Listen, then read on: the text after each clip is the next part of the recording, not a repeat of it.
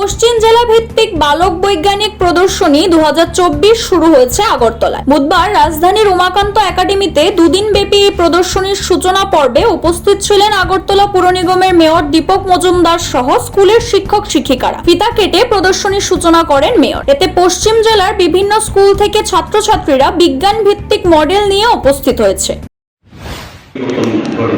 আগে আমাদের জেলা যে পরিসরে বা যে পরিকাঠামো সর্বদার কাছে যেভাবে আমাদের টিচিং বিভিন্ন বিষয়ে এখন কিন্তু শিক্ষকদের অনেক সুবিধা হয়ে গেছে, অনেক আধুনিক ব্যবস্থার সঙ্গে তাদের স্টুডেন্টদের শিক্ষা দিচ্ছিলাম। স্টুডেন্টও অনেক বেশি তারা এত বেশি তাদের মেচুর হয়, এটা আমাদের সময় আমরা ছিলাম না।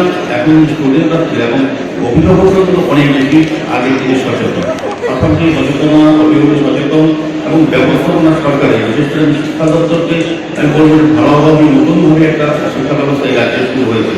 যে গুণগত মান পরিমাণ উন্নতির মাধ্যমে স্টুডেন্টদের শিক্ষা দেওয়া আছে, কিন্তু বিজ্ঞান বিষয় না সর্ব বিষয়ে এই রাজ্যে এটা একটা বাড়তি সুযোগ আছে। তো সরকার বলবো বর্তমান যুগে পরিবেশ বা চ্যালেঞ্জ যেটা আছে, এখন আগের মতো পৃথিবী চলছে না। প্রতিটি মুহূর্তে বিদেশের কথা বলুন বা পরিবেশের কথা বলুন বা যে কোনো বিষয়ে স্টুডেন্টদের এখন থেকে তার চ্যালেঞ্জের মোকাবেলা করার মতো প্রস্তুত করার জন্য কিন্তু বিজ্ঞান প্রদর্শনী মডেল উপস্থাপন করা এবং তাদের ভবিষ্যৎ দিকে গুরুত্ব দেওয়া।